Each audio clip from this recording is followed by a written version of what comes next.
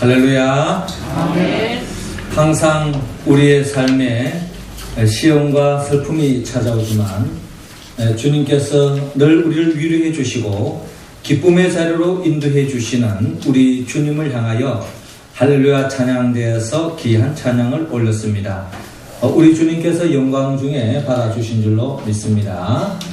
찬양의 가사처럼 우리 모두가 주님이 주시는 그 평안을 가지고 이 세상을 이기고 주님 안에서 늘 기뻐하는 삶을 살아가는 우리 모두가 되기를 주의 이름으로 축원합니다.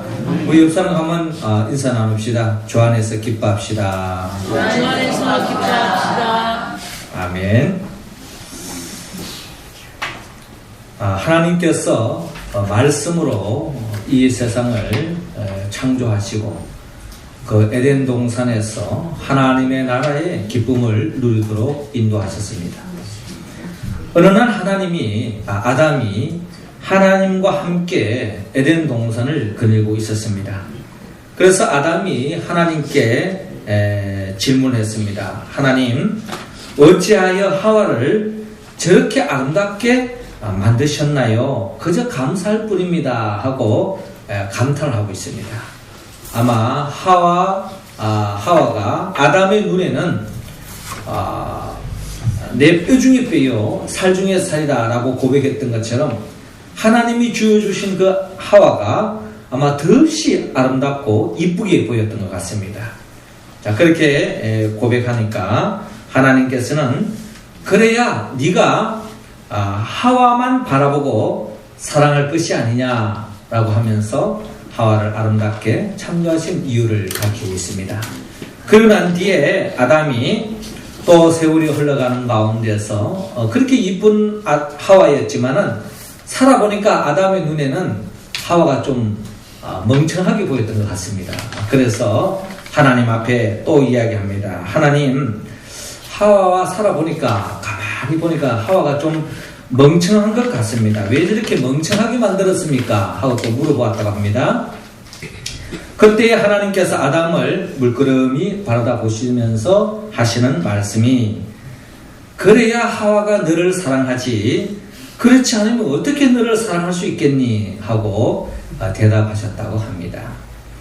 이런 이야기는 그냥 흘러가는 이야기입니다만은 이처럼 하나님은 아담과 하와를 위해서 서로를 위해서 정말 사랑하는 존재로 세웠고 에덴 동산에서 영원토록 영생복락하며 하나님의 나라의 기쁨을 매일매일 누리며 살아가기를 주님은 원했습니다.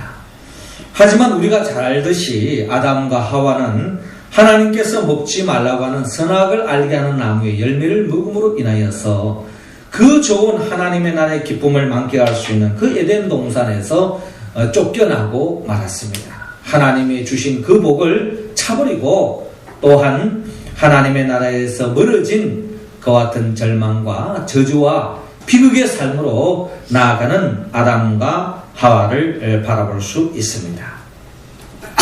그러나 이러한 인간을 다시 우리를 하나님의 나라의 그 기쁨의 자리로 인도하기 위해서 주님은 이 땅에 말씀이 육신의 이 땅에 오셨고 그리고 또한 우리의 모든 죄를 짊어지고 십자가에 못 박혀 죽음을 통하여 그 예수 그리스도만 믿기만 하면 우리가 하나님의 자녀가 되어서 잃어버렸던 그 하나님의 나라의 복을 다시 누리며 살아갈 수 있도록 우리를 세워주었습니다.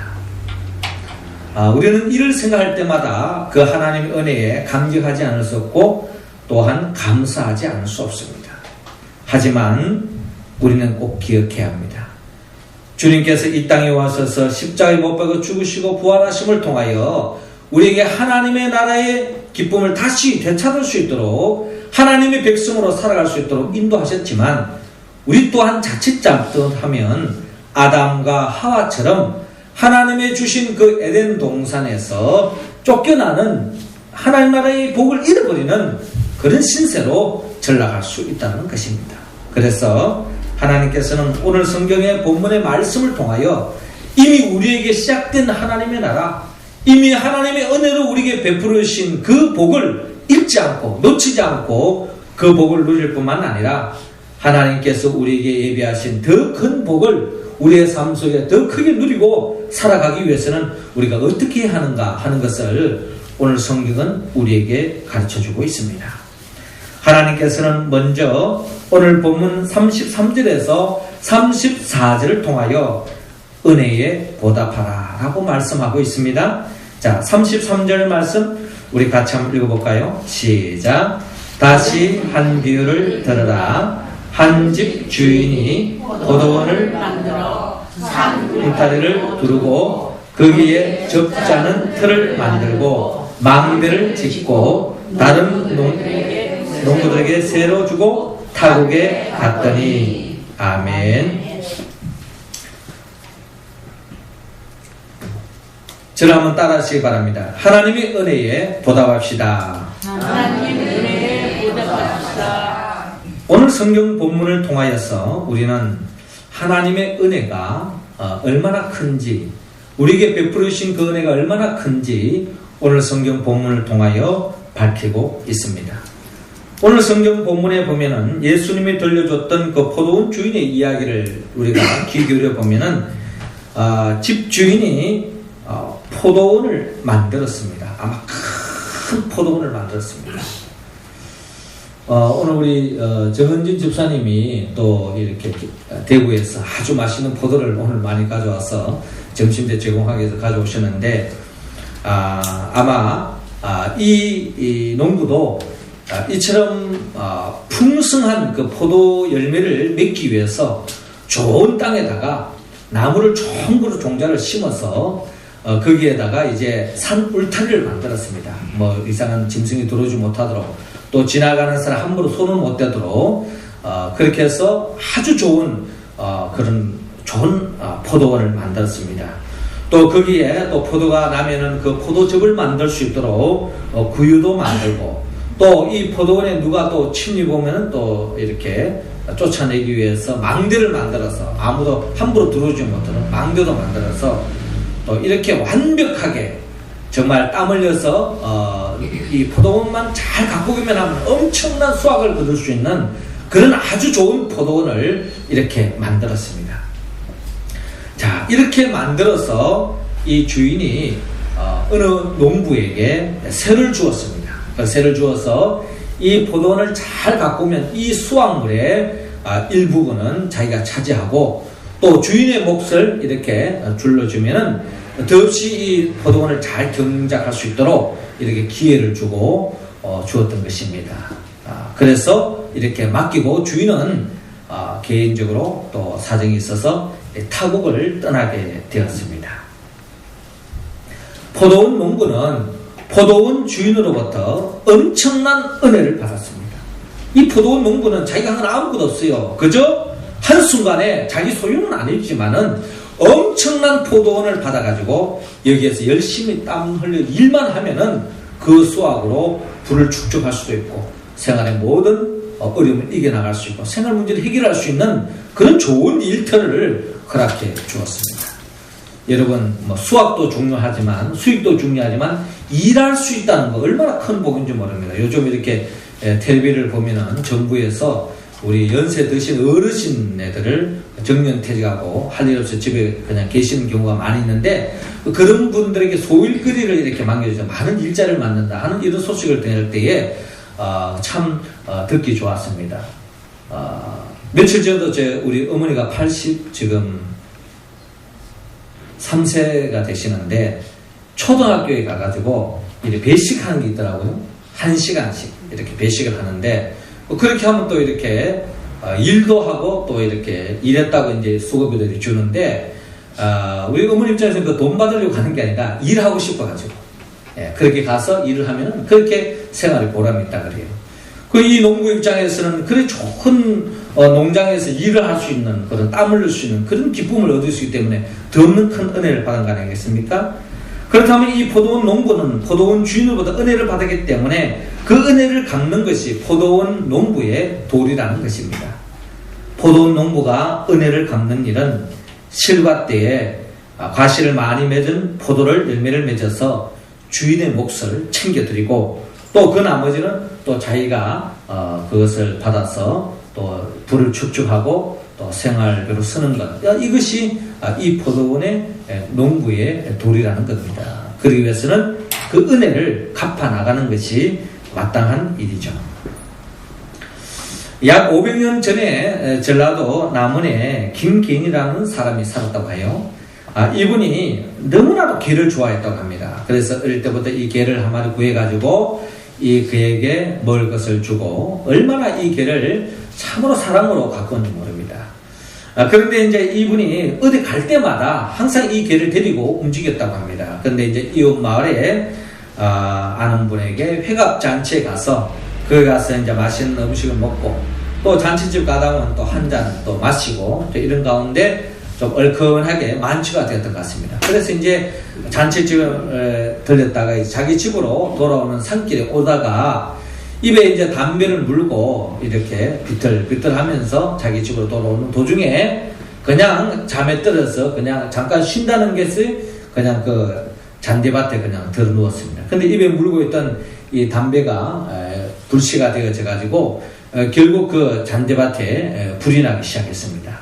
그런데 그것도 모르고 이제 술이 취해서 그저 그냥 잠에 떨어져 있는데 마침 이 김계인 씨가 평소에 늘 기르고 사랑을 가꿨던 그 개가 이 주인이 이 자칫 잘못하면 이 불에 그냥 타서 죽을 것 같은 그런 상황이 되어지기 때문에 이 사랑하는 이 주인을 살리기 위해서 또 평소에 그 주인으로부터 너무나 큰 사랑을 받았기 때문에 저 멀리 있는 개울가에 가서 몸에다가 온몸에 물을 적셔가지고 그 불난 곳을 가서 뒹굴면서 불을 끄기 시작했습니다. 몇 차례나 왔다 갔다 하면서 마침 그 불을 다 껐다고 합니다. 그런데 이 개는 죽고 말았습니다. 그런데 이 사실도 모르고 한참 잠에 떨어졌다가 술이 깨어서 이제 눈이 떴습니다. 근데 둘러봤더니 상황이 불난 흔적들이 있었고 마침 그 사랑하는 개가 거기에 죽어 있는 것을 보게 되었던 것입니다. 자, 이 사실을 알고 이 주인이 너무나도 감격하여서 그 죽은 자리에다가 무덤을 파서 그 개를 묻고 나무를 한 그루 심었다고 합니다. 그리고 그 마을 이름을 오수라고 합니다.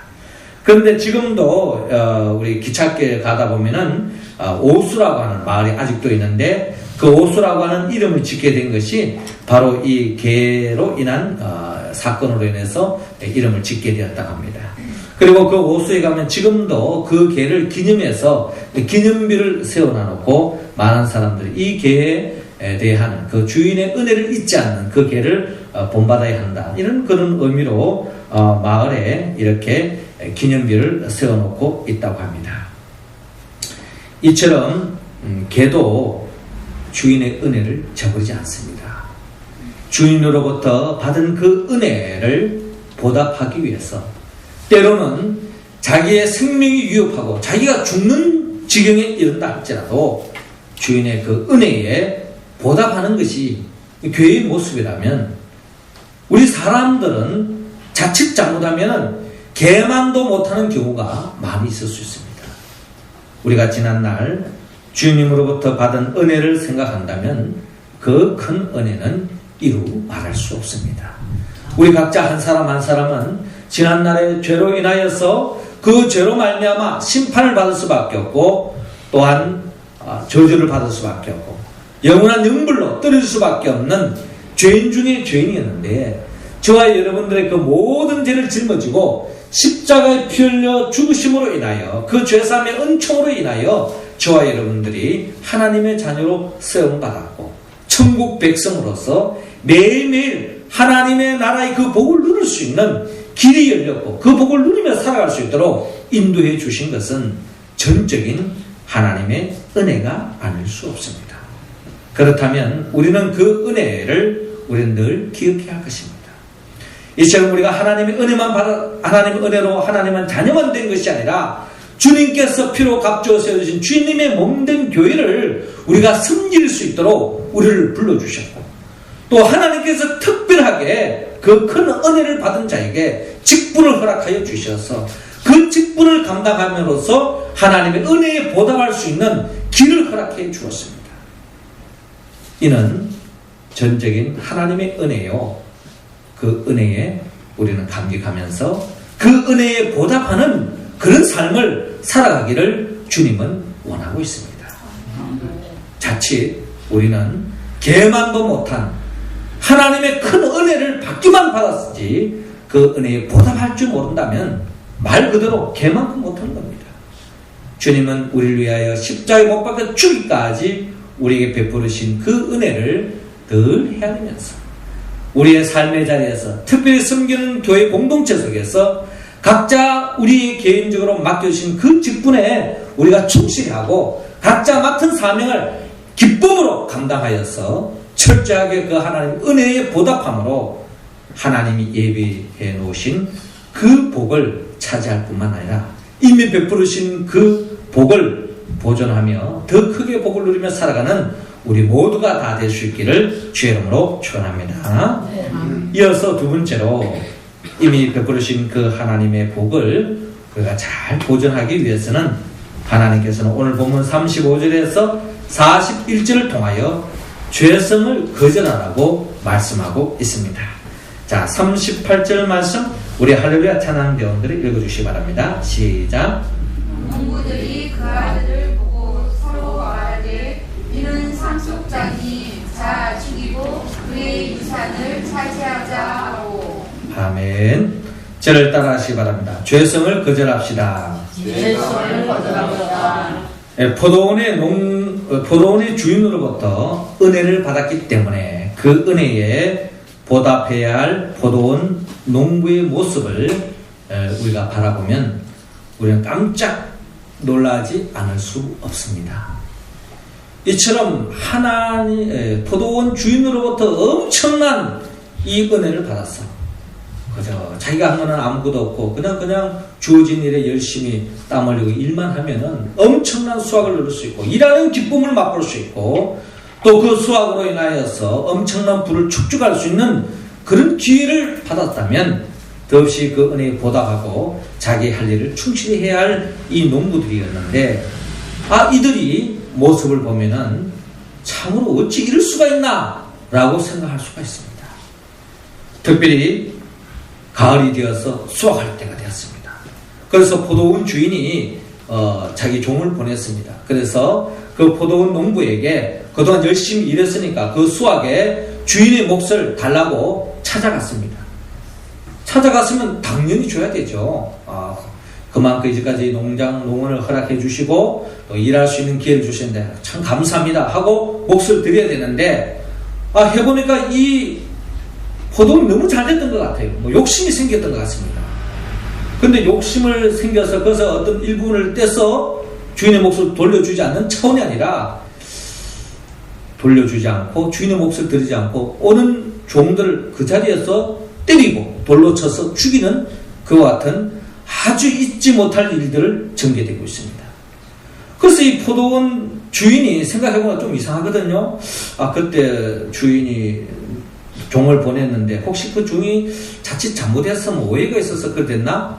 종이 좀 잘못한 게 있나? 해서 또 다른 많은 종들을 또 보냈는데도 똑같은 일이 또 진행되게 됐습니다. 이게 어떻게 된 거지? 내 주인을 알아보지 못했나? 그래서 이 주인이 자기의 아들을 직접 그 포도원 농부에게 보냈습니다. 그러면 그 포도원 농부는 자기 주인의 아들은 이제 알아보고 몫을 챙겨주겠지 생각하고 아들을 보냈는데 웬걸 그들의 마음은 사악하기 짝이 없습니다.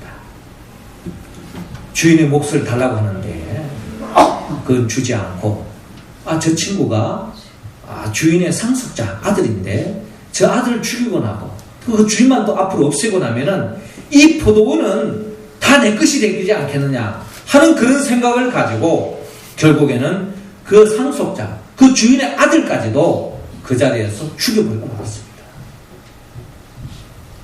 이것은 장차 주님을 죽이는 이스라엘 사람들을 예고하고 있고 지난날의 역사를 돌이켜보면 하나님께서 이스라엘 백성들에게 베푸르신 큰 은혜가 있음에도 불구하고 그 은혜에 보답하라고 하나님의 말씀에 응답하고 하나님께 예배하고 하나님 말씀에 순종하고 충실하거나 하는 그런 선지자들을 보내면 보낼수록 그 선지자들에게 말에 순종하고 하나님의 명령에 따르지 않고 오는 족족이 선지자들 다 죽였던 지난날의 이스라엘의 역사를 주님께서는 지금 간접적으로 증거하고 있습니다. 주의 종들 오는 데마다 다 죽여버리는 거예요.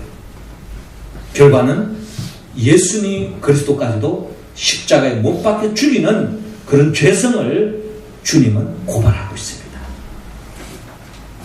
포도 농부의 모습은 인간의 탐욕과 살기로 가득 차 있는 우리 인간의 본성을 그대로 적나라하게 고발하고 있습니다. 노벨 문학상을 수상한 오에겐 자브로의 작품 중에 사육이라고 하는 책이 있는데요. 그 책에는 이런 내용이 있습니다. 2차 세계대전 때에 소년이 도시에서 떨어진 산마을의 공동 창고에서 살았습니다. 그런데 어느 날 이 소년이 살고 있는 이 외딴 마을에 커다란 비행기가 하나 추락을 했습니다. 그런데 그 추락하고 거기에서 많은 마을 사람들이 수색을 했는데 그날 저녁쯤 되어서 비행복을 입은 흑인 병사를 한 명 끌고 왔습니다. 마을 사람들은 멧돼지 덫으로 쓰이는 이 쇠사슬로 이 흑인 병사의 양쪽 발목을 묶고 지하 창고에 가두고는 짐승처럼 사육을 했습니다. 그러던 어느 날에 이 소년이 그 창고에 늘 살면서 마치 짐승처럼 사육하는 이 흑인에 대해서 연민의 정을 느끼고 불쌍한 마음이 들었습니다. 그리고 마침 이 흑인 병사는 더없이 멧돼지 덫에 이렇게 묶여져 가지고 살갗이 벗겨지고 염증이 나고 피를 흘리고 너무나도 고통스러워하는 모습을 보고 이 소년이 그 덫을 풀어주게 됐습니다. 소년의 도움으로 말미암아 이 흑인 병사가 자유를 누리며 살아갈 수 있게 되었습니다. 그런데 그 같은 평화는 오래가지 못했습니다. 시청에서 흑인 병사를 끌고 오라는 지시가 내려졌기 때문입니다.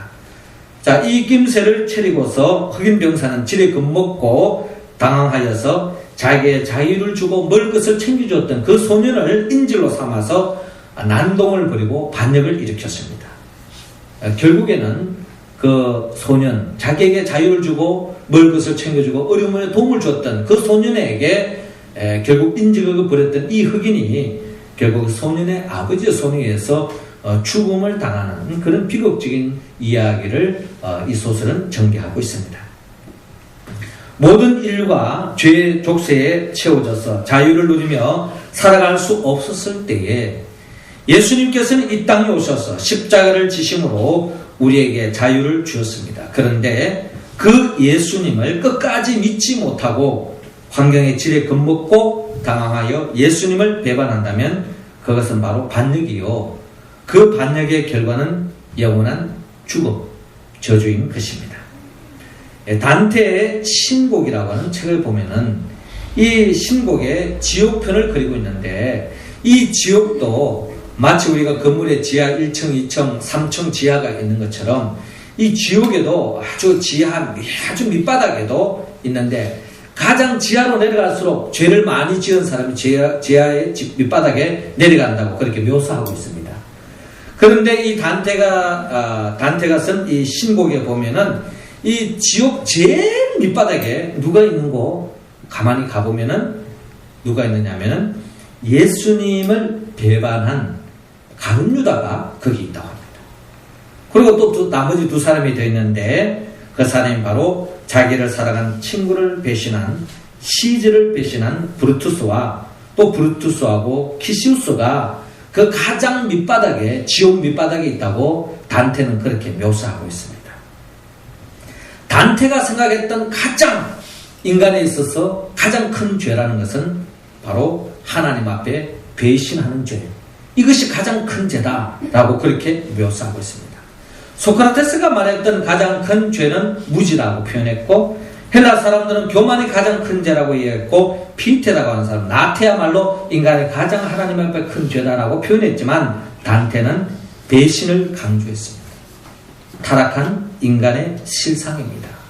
하나님으로부터 엄청난 은혜를 받아놓고 그 은혜에 조금이라도 보답하지 않고 보답하는데 너무나도 인색한 사람.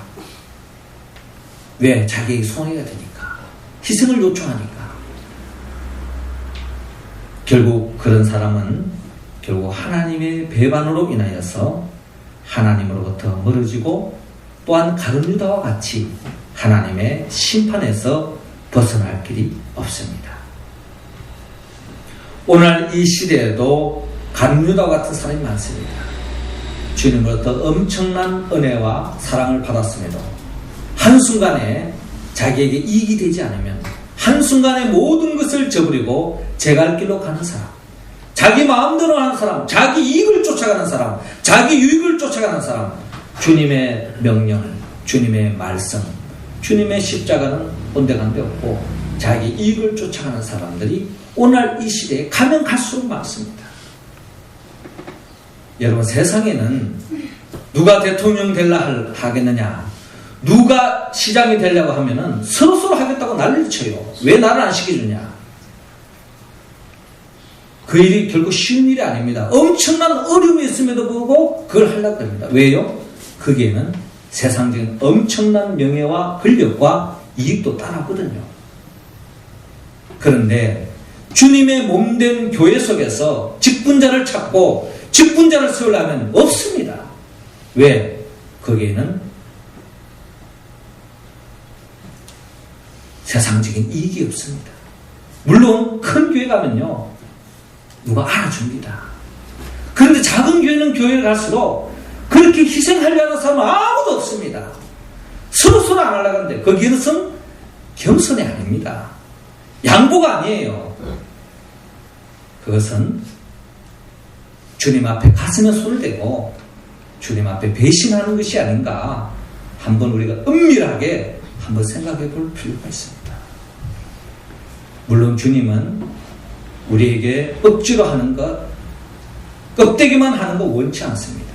우리의 마음속에 진정 하나님부터 받은 은혜가 있다면 그것을 주님 앞에 표현할 수 있는, 그 누구를 위해서가 아니라, 그 누가 보여주기 위해서가 아니라 주님 앞에 정말 그 은혜에 보답할 수 있는 그런 믿음의 길을 걸어가는 우리 모두가 다 되어서 오늘 이 포도원의 농부와 같은 그런 은혜를 상실하고 배은망덕한 그런 사람이 우리 가운데는 한 사람도 없기를 주님의 이름으로 축원합니다. 마지막 세 번째로 어떻게 하면 받은 복을 상실하지 않고 지켜나가며 더 큰 복을 누릴 수 있을까요? 주님께서는 오늘 본문 42절에서 46절을 통하여 예수님을 영접하라고 말씀합니다. 자, 43절 말씀 우리 같이 한번 읽읍시다. 시작. 그러므로 내가 너희에게 이르노니 하나님의 나라를 너희는 빼앗기고 그 나라의 열매 맺는 백성이 받으리라. 아멘.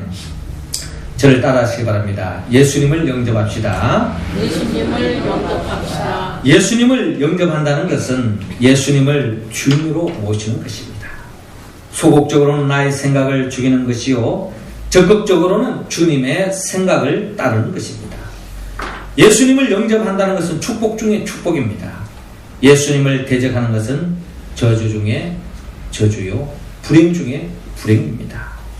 오늘 성경 본문의 말씀 보면 예수님을 돌로 비유하고 있습니다. 그런데 이 돌은 어떤 사람에게는 심판의 돌로 다가온다는 겁니다. 오늘 본문 44절을 보면 이 돌 위에 떨어지는 자는 깨어지겠고 이 돌이 사람 위에 떨어지면 저를 가루로 만들어 흩으리라 라고 말씀하고 있습니다. 그렇습니다. 예수 그들을 영접하지 않고 예수님부터 받은 그 은혜를 저버리고 배반하는 사람은 결국 주님의 그 심판의 돌에 인해서 영원한 영벌로 떨어질 수밖에 없습니다. 하지만 그 예수 그들을 나의 주 나의 하나님으로 믿고 의지하며 살아가는 그 인생은 예수님은 그 인생에게 반석이 되어주시고 건축자의 머릿돌이 되어주시고 심지어는 시편 18편 2절에 보면 여호와는 나의 반석이요 나의 요새요 나의 건지시는 자요 나의 하나님이시요 나의 피할 바이시요 나의 방패시요 나의 구원의 뿌리시요 나의 산성이시로다 라고 말하고 있습니다. 이 주님을 영접하고 주의 말씀에 순종하고 주님의 몸된 교회를 통하여 주님을 사랑하는 마음으로 충성하고 봉사하며 순종의 길을 걸어가는 그 인생은 하나님께서 반드시 그 인생의 반석이 되어주시고 요새가 되어주시고 때로는 방패가 되어주시고 심지어 출애굽기 17장에 보면 그 인생에게 물이 되어주신다. 이스라엘 백성들이 광야 여정을 가는 가운데 반석을 쳤더니 반석에서 물이 나온다 그랬어요. 그 물로 말미암아 모든 갈증을 해소합니다. 우리 인생길에서 주의 말씀에 순종하고 살아가면은 손해보는 것 같고 광야의 길을 가는 것이 볼지 모르지만 결국 그 주님이 주시는 참된 행복을 맛볼 수 있습니다. 주의 말씀을 계속 거역하고 주님의 말씀대로 살지 못하면 세상적인 이익은 있을지 모르고 내 몸은 편할지 모르지만은 결국 그 인생은 공고해집니다. 결국 그 인생은 공고해지고 점점 우울해지고 그 인생은 멸망의 나락에 떨어질 수밖에 없습니다.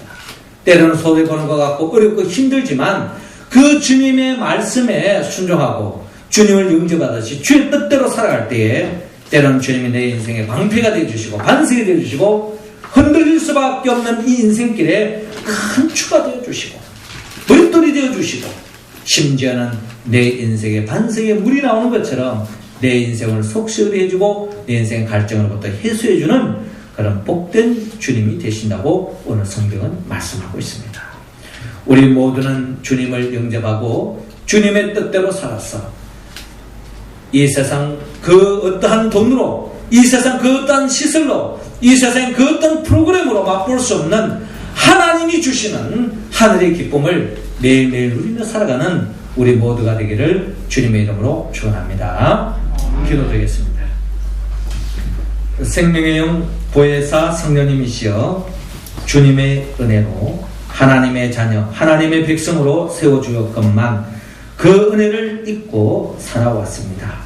주님 앞에 회개하오니 우리의 죄를 용서하여 주옵시고 이 시간 우리 모두에게 은혜에 보답하는 영으로 충만히 채워주옵소서. 이제부터는 주님의 은혜를 잊지 않고 그 은혜에 보답하게 하옵소서. 죄성을 거절하고 주님을 영접하여 주님 중심으로 살도록 하나님께 영광 돌리고 천국의 기쁨을 잊지 않고 매일매일 삶 속에 새록새록 주님이 주시는 그 기쁨으로 살아갈 수 있도록 인도하여 주옵소서. 예수님의 이름으로 기도드리옵나이다. 아멘. 찬송가 우리 597장 우리 찬양하면서 준비하신 헌금 드리겠습니다. 597장입니다.